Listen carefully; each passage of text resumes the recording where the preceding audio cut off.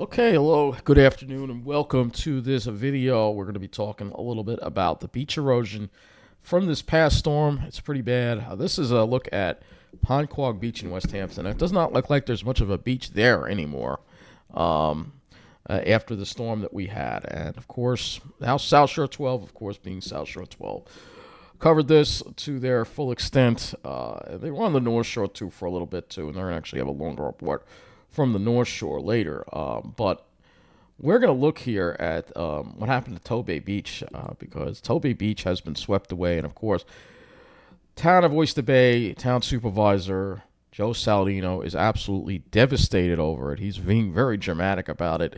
It is pretty bad. So we're going to play this. Flooded communities across the island. Caroline Flynn continues our team coverage from Tobay Beach, an area that knows all too well the effects of weather like this. Caroline. It certainly does, and we are joined by the town of Oyster Bay Supervisor Joseph Saladino. And Mr. Saladino, when we got here, we spoke with some of the members of your office, and they described what we're just about to show our viewers, that this is worse than Hurricane Sandy, what we're seeing here today. It's a very sad day in the town of Oyster Bay. Our beloved Tobay Beach has been swept away. Just like but if the beach of the North Shore got swept away, you wouldn't care. I mean, they love Tobay Beach. It's one of their favorite places to hang out. Like hundreds of thousands of residents who come here every year.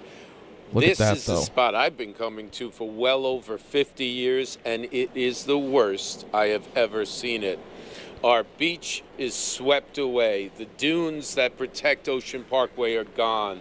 And as you see the panning back toward the pavilion, that pavilion was destroyed during Hurricane Sandy, and we had to spend millions of dollars to rebuild it. It's on the verge of collapsing again because all the sand has been swept away. Normal. What's also important is Ocean Parkway, one of the main thoroughfares of Long Island, owned by New York State, is next. Ocean Parkway will be the next victim because there's no dunes to protect it. And once the barrier beach has a failure, then you'll see billions of dollars of damage on the mainland of the South Shore of Long Island. Which is all he cares about, obviously. We have to get emergency and immediate help Here we go from New York State and the federal government. We really need... They want more money so it can wash away again in a few years, right? Them to step in, not waste time with studies and foot dragging. We need them to come in right now and with a dredge project, deliver the sand. Our sand is right offshore now. We need that sand back to rebuild the barriers, the dunes, and to fortify the pavilion so that it protects the road. Otherwise, Ocean Parkway will be destroyed in no time at all, and next are the homes and the facilities, billions of dollars worth on Long Island. This is horrific. This isn't just a big erosion problem. You should see what's happened to Hicksville. That's pretty horrific too, actually. But one of the worst disasters we have ever seen on the South Shore. It is way worse than I even described this morning. Well, listen, I appreciate you coming down and speaking with us, and we'll continue to follow this. I mean, it really is sad. We were here just 2 years ago, I remember, doing our Best Beaches segment. It took me 5 minutes to walk down to the ocean, and I don't think it'd take me more than 30 seconds now. Back to you, Tara. If you could even get down there. So here's the next thing that happened. Storm... Chunk Look out at of a this. road. I mean, this is like, we're coming like California here. Rocky Point to News 12's Krista McNally is picking up our team coverage with a closer look at that. Cliffs collapsing into the bay. That's right. Residents here in Rocky Point say they are in grave danger and they are begging for help. And that is because take a look at Soundview. I think their Road situation is just a along. little more important. Look at that.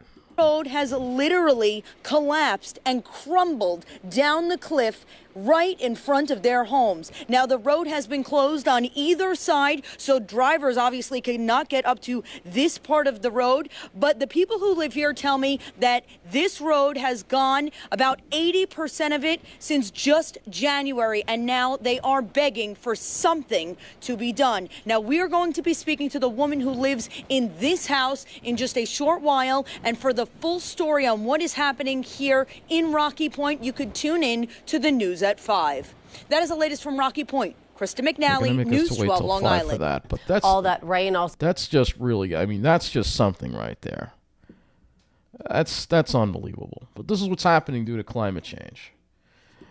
News 12 New Jersey actually covering a lot of the storm's damage. So, of course, they didn't even talk about the power outages on Long Island because, again, they just don't care. There were a lot of power outages on Long Island, Issues out on the roads this morning. News 12 New Jersey's Tony Caputo is right along Route 36 in West Long Branch. Of course, News 12 New Jersey, completely different. Pole is closing down a segment of road there. Tony, what's going on? Route 36 closed from Monmouth Road up to Route 35 by the Monmouth Mall because of a downed utility pole. Now, the good news is, and you're occasionally seeing some vehicles go by because there's a lot of businesses on this stretch of closed roadway, and police are letting those who work back here get to where they need to be. But once you get to where the flashing lights are, you can't get to Monmouth Road because the wires are going across Route 36.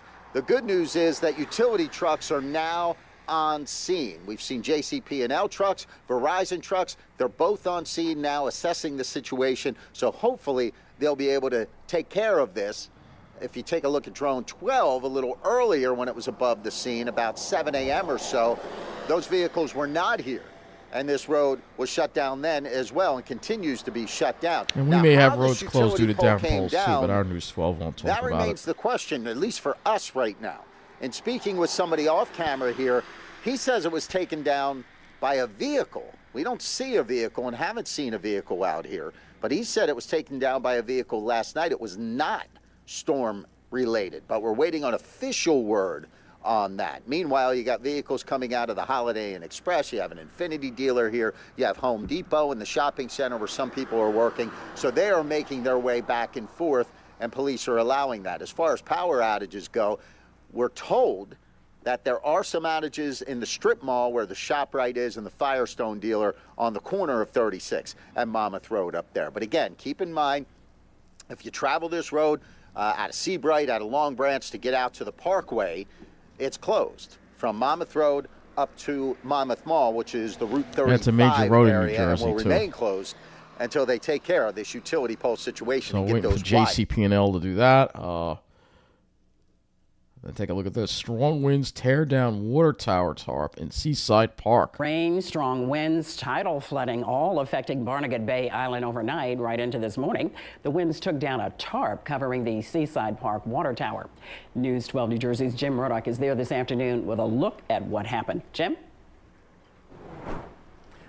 Della, as you mentioned, this area from Point Pleasant Beach to Island Beach State Park is known as Barnegat Bay Island. We got pounded yesterday into this morning. One of the remnants, the tattered remains of the tarp covering the Seaside Park water tower under construction. Before yesterday, it looked like one of those silos you'd see out in Lebanon or Lancaster counties, Pennsylvania. And now today, it's just flapping in the breeze. To tell us more about it, we have standing by Seaside Park Mayor John Peterson. What a 24 hours it has been. First of all, what's the update on the condition of the tower? Well, I think, Jim, we dodged one. If that's the right term, it could have been far, far worse. See, their attitude is completely different than that of Long Island. Completely different. Fortunately, the contractor had grounded the tarp with the right connectors so that it didn't fly off into someone's home or even worse. So we're very lucky in that regard. From this distance, it looks like tissue paper, but there's a lot of weight connected to that tarp, and thankfully it did not land on any power lines or homes. Absolutely. It could have been extremely dangerous, was and is, but now it's under control. They're taking it down, and supposedly it set them back at least 3 days, if not 4, but other than that, we dodged a bullet, if that's the right term. The other big story down here, the tidal flooding, the Barnegat Bay, the winds shifted with a northwestern component, pushed all that water from Bay Head right down to Island Beach State Park back on shore. Unfortunately, it's a problem that's growing ever worse along all the Barrier Island communities. All of us that border on the bay, we're very, very concerned, and certainly here in Seaside Park, it's an awful situation that we're addressing. And it sounds like all towns, all 9 towns have come together, formed a coalition. Mayor, we're going to talk more about that a little bit later on, but we're glad no homes were hurt, no power lines were hurt. Thanks for joining us this afternoon on News 12 New Jersey. Again, we'll have more on the cleanup, the damage, what we look forward to coming up at 5. We're live here in Seaside. More later, and I guess we'll be talking about it later as well.